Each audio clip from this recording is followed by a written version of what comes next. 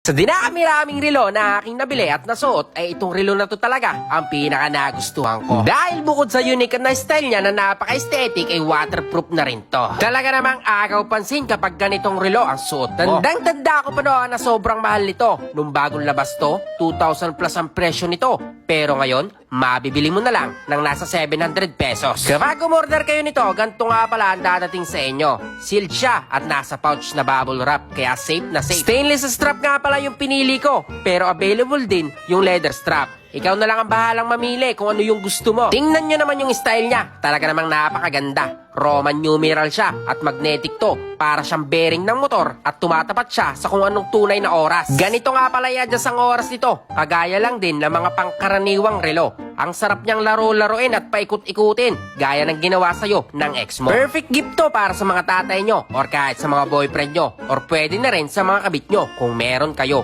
Paniguradong sobrang saya ng pagbibigyan nyo nito. Sa ganda ba naman na to at sobrang unique na design. Talaga namang mapapatanong na lang ang mga kaibigan mo kung saan mo to nabili. Ilalagay ko na lang ang link dito sa may yellow basket. Kaya kung gusto mo nito, ay doon mo i-check out.